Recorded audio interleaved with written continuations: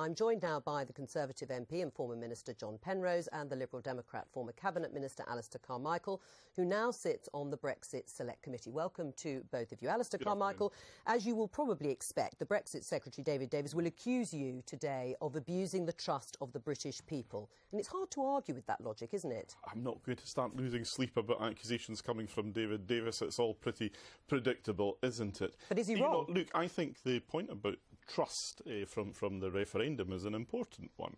And a lot of people were told that there were things that would be possible in the event that they voted to leave. We're now told that these things are not going to happen. In fact, we hear from government ministers, Philip Hammond in particular, that they now want to take the government in a very particular direction. A small government, low regulation, low tax economy.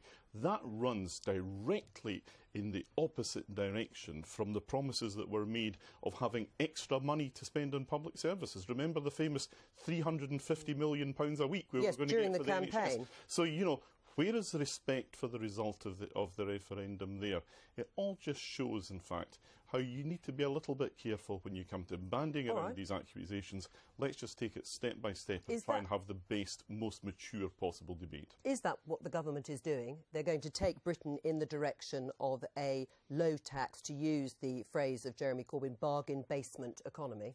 No, I think that is a fallback if it all goes horribly wrong, but I don't think that's what we're aiming for. And in fact, there's been a wide degree of cross-party agreement on trying to preserve things like workers' rights and so on and so forth.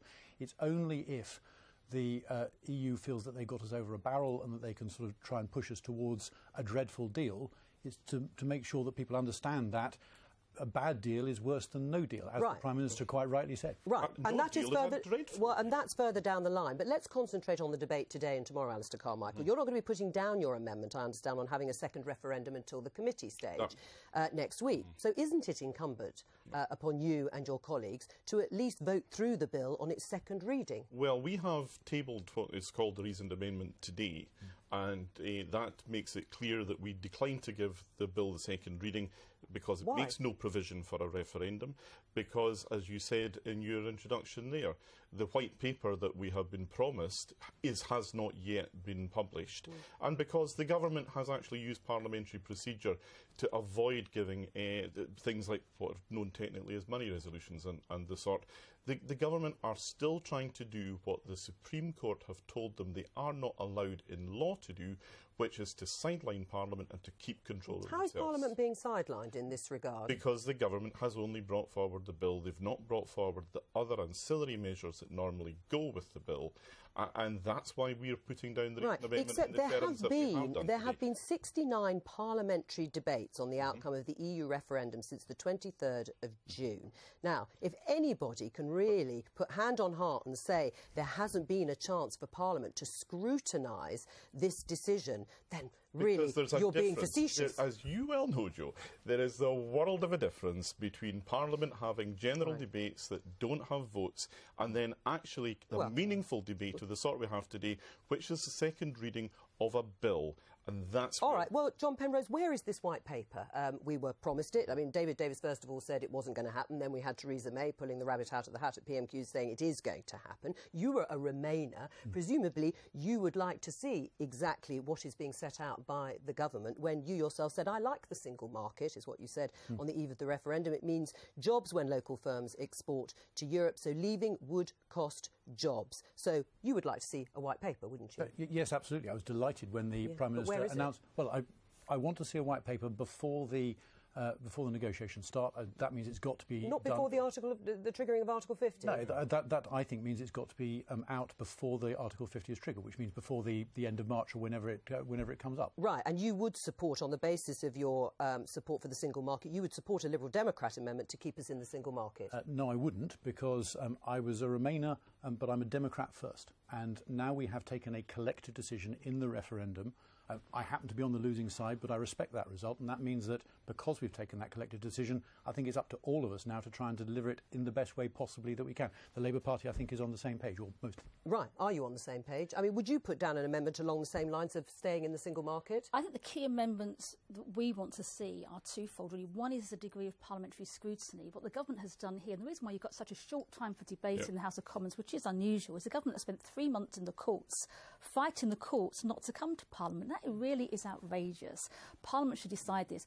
I don't believe, whatever people's views were, remain or leave, there is a single member of Parliament or a single member of the House of Lords who doesn't want the best deal for the UK in coming out of the EU. But the best deal means different things to different people, doesn't it? I mean, do you support the Liberal Democrats on a second referendum? No, I don't support a second referendum, actually, because I think it's for the matter of the people to decide. It's not for that's now what you to do say at a referendum, that. isn't No, it's it? not yours. Actually, and your record on referendums, Lib Dems lost the referendum on the voting system, it lost the referendum on the EU, and now it's calling for another one. That's ludicrous.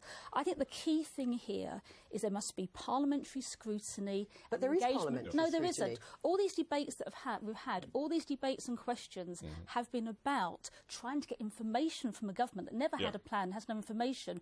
What there needs to be built in to this legislation is reporting back to Parliament and working with Parliament and engaging with Parliament. That is missing, and that's serious. Right. I think it's a false choice to start saying that some parliamentary debates are more equal than others. Oh, come on, Michelle, that's ridiculous. Of course they are. No, there may be votes on bills, there may be votes on other measures. Well, and the votes is the key. But no Prime Minister, no government worth its salt is going to ignore a sizable vote on however it's framed. Even on the single market, even if there's a vote on the single market. These things matter because it tells you how Parliament will vote when it comes to a bill. I think that's ridiculous. That's a silly argument to make, because all the debates we've had, all the questions have been trying to get information from the government. This was a government that agreed to put the referendum.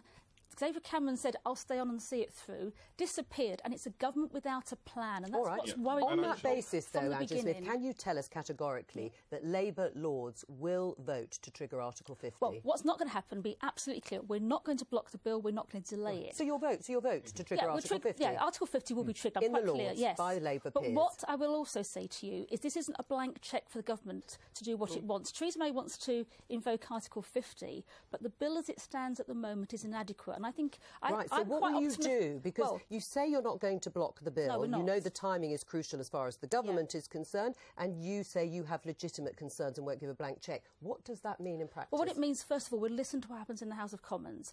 I would still be quite optimistic that the House of Commons, in its wisdom, will come back and have some amendments to the bill that brings in some parliamentary scrutiny during the process. Right, a quarterly report to Parliament is one of the Labour amendments. I think that's perfectly reasonable. But let me answer your question more fully, Joe. Yes. If then that doesn't happen, the only thing open to the House of Lords is to ask the House of Commons to look at it again.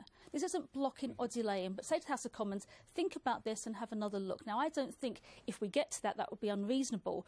But if the House of Commons is to say that it wants that scrutiny itself, we would support them. Right, well, what do you say to that? So the Lords could bat it back to the Commons and say, think again before we trigger Article 50. What would that do to the timetable? Well, it's fine, so within the timetable. Yeah, that's the crucial thing. I mean, I think if this is an attempt to sort of kick the thing into the long grass, kick the can down the road, then I think that's not something which the British people are going to be very enthusiastic about. If it's something which is within the timetable, then of course there's a normal process. I expect that's the normal process of legislation. All right. But what we'll no doubt see is some hysteria from some who think any questioning of the government on this issue is somehow a constitutional outrage. It would be a constitutional outrage not to have some questioning of the government on this issue. The timetable is entirely of Theresa May's own making. She was the person who chose the date for the triggering of Article 50, and she then chose to waste months in the courts, sidelining. Do you think it Parliament, was a waste of time, John Penrose? No, it wasn't a waste of time. I mean, we ended up with a split decision,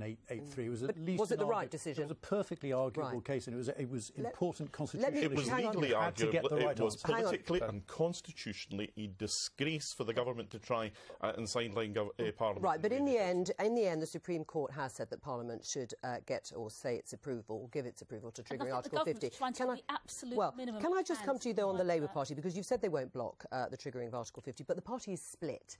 Jeremy Corbyn has put an attempt forward to whip MPs to voting for triggering Article 50 in the Commons. What was the mood like at the meeting last night of the PLP, the Parliamentary Labour Party? I think the mood actually was very encouraging mood for Keir, great support for Keir Starmer and the amendments he's put through. And the main focus, I don't like really talking about Parliamentary Labour Party meetings in public, but the main focus of last night's meeting is the amendments that we are putting down, which actually unites the Parliamentary Labour Party. But you've got 50 or 60 Labour MPs who are going to defy the party line. They may line. well do. We'll see when the vote comes to an end. But when we get into committee and we're discussing the amendments, there is really broad, strong agreement around those amendments of needing parliamentary scrutiny. Right. It's not about splits. It's actually about trying to get Parliament to have a say and not give the government But there is a blank split in cheque. the Labour Party. Yes, Jeremy but that's Corbyn hasn't been able to the main carry. issue is the amendment. Well, and there are splits also in the Liberal Democrats. I mean, you've got 9 MPs. How many of them can you guarantee will vote with the party whip to trigger Article 50?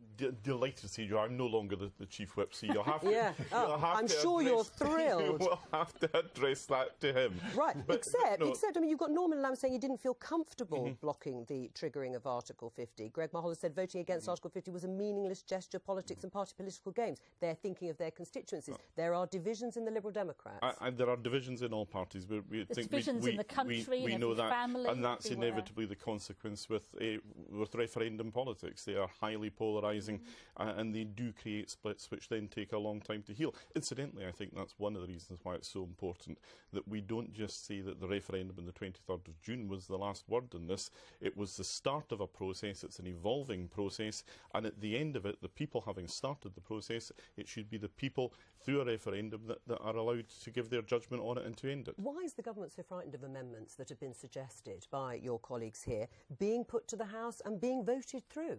Well, there's nothing wrong with them being put to the House, but I think that the real... But not voted through. As long as the House doesn't actually do anything with them. Right, but isn't that stultifying debate? It's not sidelining Parliament, it's having the debate. But the question is, are they good amendments, and is this the right bill for them as well? Because this is just a very, very simple bill saying, are we going to press the button to start the process? There's an enormous amount of further detail as the deal is negotiated, as the details come out, where we will But this is the key point, regular though, reports all of back. which is why whether or we not they're in should this have bill or not, had- we're going to want to have we those should have- reports back and make sure that the Parliament is kept informed as those things come out. That will happen but the naturally and all of organically which is anyway. why we should have had the white paper before the bill. That's how it works. You do your consultation first. When you've heard the views All right. of people, you come forward with legislation. You need it before Gentlemen, you start the negotiation. thank you very much.